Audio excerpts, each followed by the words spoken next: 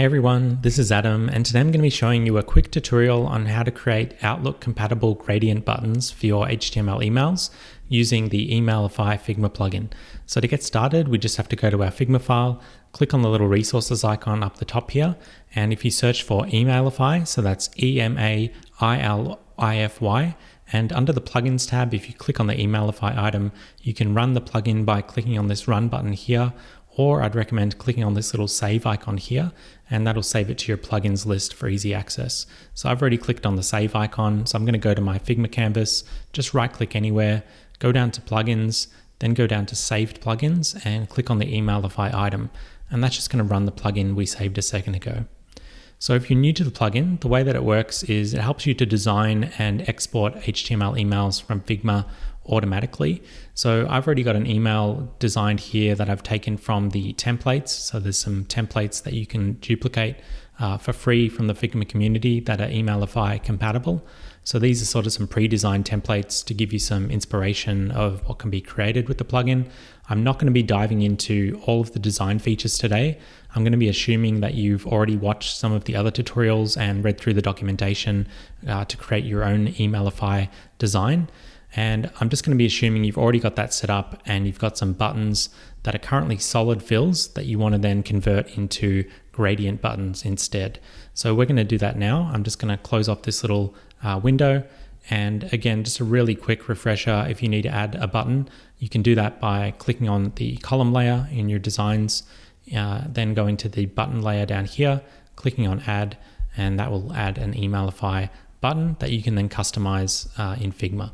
You can also add a URL to that by clicking on the button layer, then clicking on the little settings icon or settings button in the plugin, and you can paste in your clickable URL link there, and that will automatically link the button to that URL later, along with some other responsive features that you can customize to your own liking. So I'm just going to close that off and delete that new button, and we're just going to focus on converting this one into a gradient button.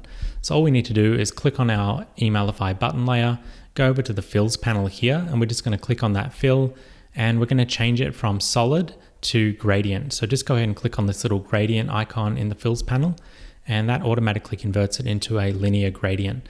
So all I'm going to do is change this second color to match this red from this logo here. And you can see we've now got a darker red to a lighter red. So we can change that however we like. We can make that lighter or darker. We can also adjust the gradient angle. If you want to change that, you can obviously change that to be vertical, or you can flip it around. Today I'm just going to be keeping it really simple and making it a linear angle straight through the middle here. So now that we've got that added in, we can also adjust the border radius. I'm just going to make this 60 to make it a really big one. You can actually turn that off, or you can make it a small one. It's totally up to you. I just want to do this to show you how the radius is also going to work in Microsoft Outlook. So these are Emailify buttons that are going to get exported with some special code to automatically work in Outlook, which isn't usually the case. So I'm going to show you what that looks like in a moment. But first, just to make sure we're happy with the design, we're just going to click on the preview button in Emailify. And this is going to show us what the HTML version looks like. So you can see this is a real HTML button. We can see what that looks like on desktop as well. So that's looking really good. I'm happy with that. So now we can export this to HTML by closing off the preview, clicking on the export HTML button in the plugin. And then you can export this to any platform you like. If you're exporting it to a certain platform like MailChimp or Klaviyo, go ahead and select that option. But for today, I'm just going to be exporting it directly to my computer using the HTML email export option. So I'm going to select that option. I'm going to upload the images automatically. So I've got that little toggle checked, and I'm just going to leave the subject line and pre-header blank for now. So I'm going to click on the export to HTML button. That's going to automatically convert the design into HTML code and upload all of the images. And then we're going to be able to download the zip file to our computer once that finishes exporting. So it's just finished exporting. So I'm going to go ahead and click on the download your zip file button, and I'm going to save that to my desktop.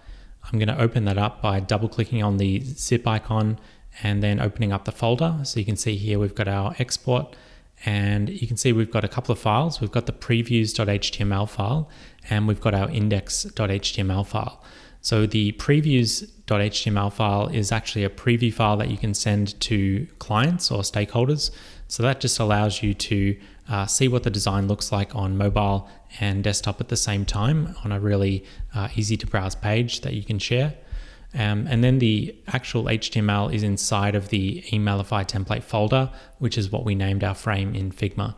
So if you open up that folder, you've got the real index.html file here, and you can see what that looks like by opening up in your browser. And this is the HTML email code that we're then going to use for our send.